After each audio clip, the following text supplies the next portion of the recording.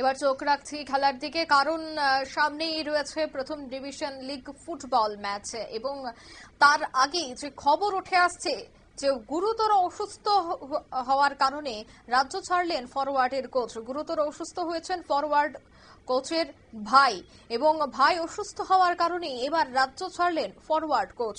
Coach ইবিন রোজারের পরিবর্তে forward দলে যোগ দিচ্ছেন মণিপুরের কোচ ককেন সিং।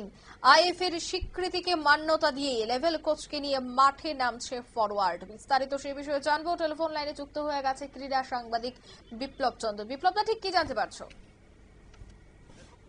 সর্বভারতীয় ফুটবল ফেডারেশন এবং ফিফা রুলস অনুযায়ী বর্তমান সময় থেকে অর্থাৎ 2016-17 সাল থেকে কিন্তু একটা প্রক্রিয়া শুরু হয়েছে এবং যে প্রক্রিয়া 2021 সাল থেকে রাজ্যে চালু হয়েছে। সেটা হলো যে কোনো লেভেল কোচ ছাড়া কোনো এ ডিভিশন বা কোনো ফুটবল দলে অংশগ্রহণ করতে পারবে না বা কোচিং ছাড়া কোনো ক্লাব নামতে পারবে না।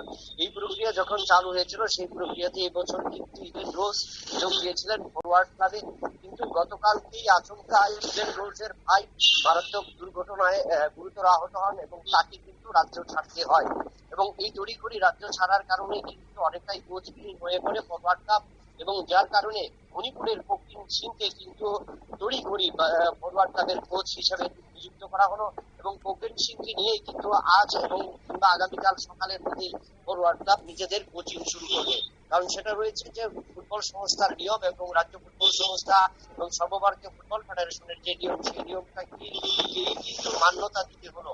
এবং সেই মান্যতা দেবার কারণেই কোচ বিহীন অর্থাৎ লেভেল কোচের সার্টিফিকেট যারা রয়েছেন তাদেরকে নিয়ে নতুন অনুশীলন শুরু করবেন ফরওয়ার্ড কোচ, এবং আগামীকাল থেকে তাদের প্রশিক্ষণ। এবং ইতিমধ্যেই কোকেন সিং যদি যোগ দেন এবং তারপর ক্লাব কর্মকর্তা এবং ফুটবলারদের সাথে মিলিত হবার পরেই কিন্তু তার কোচিং শুরু করবেন।